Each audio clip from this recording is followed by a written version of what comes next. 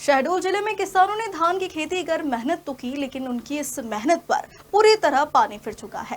किसानों ने एक नामी प्राइवेट कंपनी से धान के बीज खरीदे थे, जिसमें बलिया तो आए लेकिन उनमें दाने नहीं है, जिसके चलते किसानों को आर्थिक नुकसान की मार झेलनी पड़ रही। दरअसल जिले की जनपद पंचायत सोहागपुर के ग्राम खन्नाथ, बॉडरी सहित आसपास के कई गांव के सैकड़ों किसानों ने एक नामी प्राइवेट बीज निर्माता कंपनी से बीज खरीदकर धान लगाया था। अब जब किसानों की मेहनत का फल फसल काटने की बारी आई तो देखा कि फसल ही तैयार नहीं है।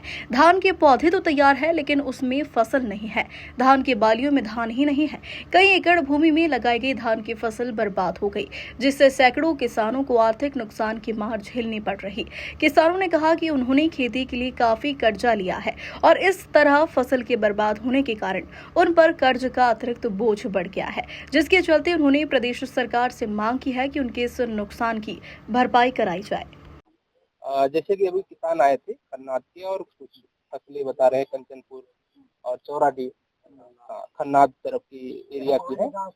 और इसकी वजह से जैसे इनका कहना है कि डीलर से इन्होंने अपना बीज प्राप्त किया और जैसा प्रॉमिस्ड फसल होनी चाहिए, जैसा कि उसका प्रॉमिस किया जाता है, वैसी फसल नहीं हो पाई है। इन्होंने एक सैंपल भी दिया है, तो हम उस डीलर को नोटिस जारी कर देंगे। और उन्होंने कौन सी बीज कंपनी कहाँ है, कैसे बनाती है, कौन सी स्टैंडर्ड का पालन करती है और कितने की गारंटी करती है, इस सब चीज को पता करा लेंगे।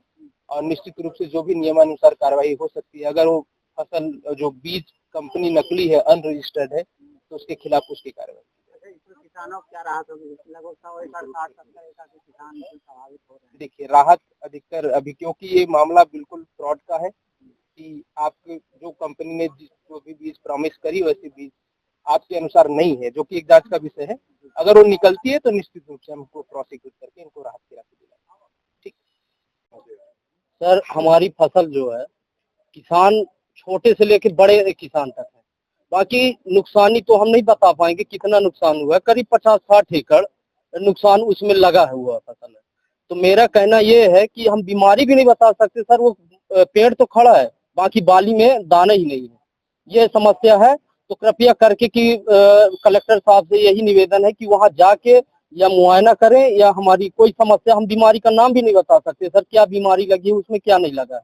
हमारी यही रिक्वेस्ट है। क्या नाम है आपका?